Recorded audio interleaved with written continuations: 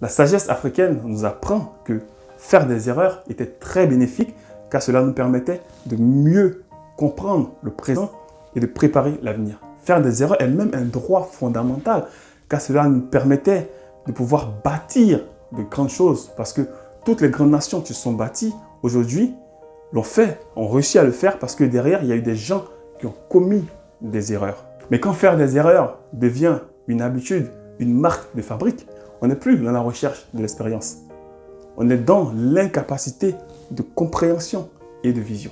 Moi, en tant qu'Africain, quand j'apprends la nouvelle du côté de Madagascar, je suis hyper content, je suis joyeux, parce que cela démontre enfin, cela prouve, cela montre enfin que la voie VOIX de l'Afrique est enfin reconnue dans la sphère de la recherche scientifique.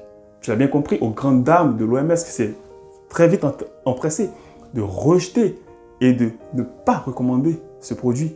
Mais bon, je ne vais pas insister sur l'OMS, je l'ai suffisamment fait dans une précédente vidéo que tu pourras retrouver sur cette chaîne. Plusieurs pays africains ont passé commande auprès de Madagascar, ce qui est une très bonne chose, à la fois une très bonne chose, mais aussi une très mauvaise chose. Je vais commencer par la bonne chose.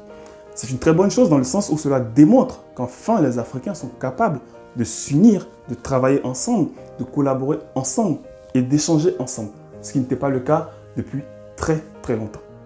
Ce qui montre que l'union entre Africains est réellement possible. Mais par contre, c'est une très mauvaise chose et je vais t'expliquer pourquoi.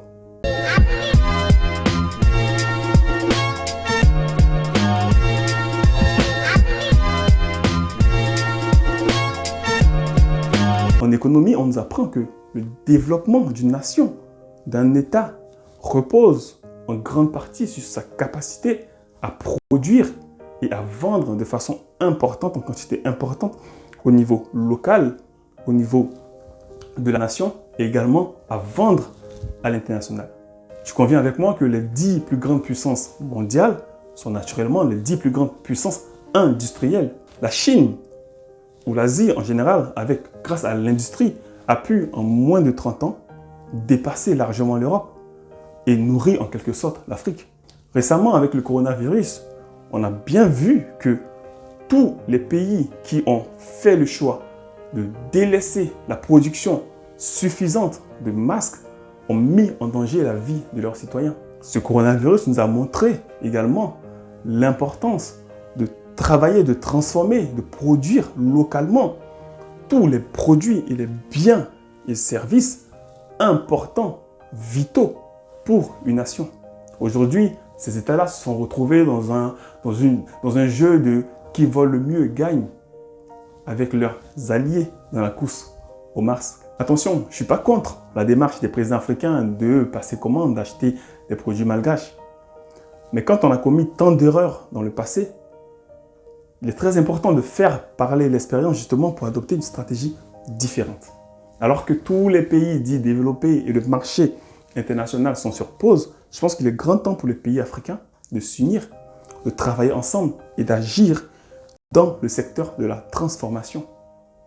Justement, dans le cas du CVO Organic Solutions Malgaches, moi j'aurais bien aimé que les pays africains qui passent commande s'unissent avec Madagascar, travaillent ensemble et décident de mettre au niveau de ces pays-là des unités de production à échelle locale, des unités de production de ces boissons-là à échelle locale, avec Madagascar justement comme siège social de ce produit-là. Dans une telle démarche, cela pourrait être bénéfique déjà pour le pays parce que les commandes pourront satisfaire la demande locale, également la demande sous-régionale.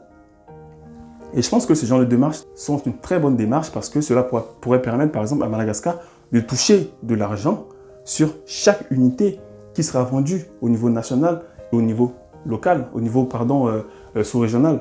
L'expérience nous permet également de prendre nos précautions.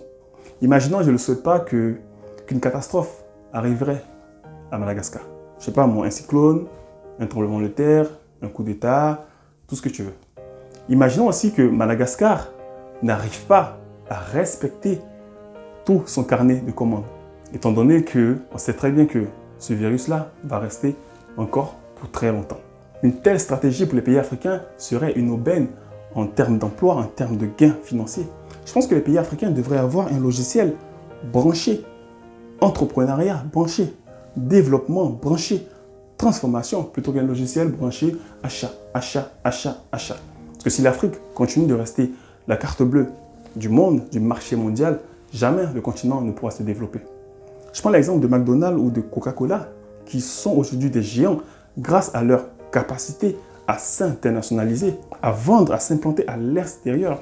Le confinement a aussi un bon côté parce que cela nous a permis de voir des talents locaux. Des gens, par exemple, au Sénégal, au Cameroun, qui ont mis en place des respirateurs. Des gens également au Cameroun ou au Burkina Faso, qui ont installé également au Congo, qui ont mis en place des portiques de désinfection.